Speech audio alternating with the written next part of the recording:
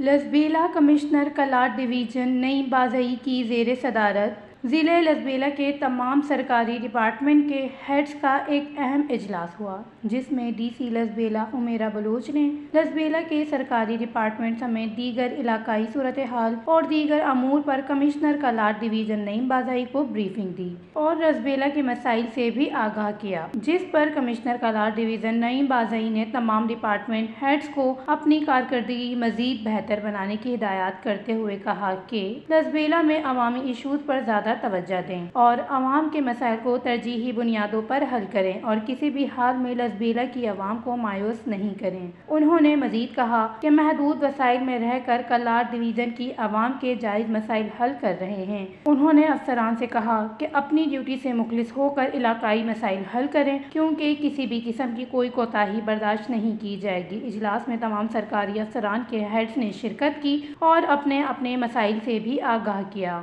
وش news, لسبیلا، Balochistan.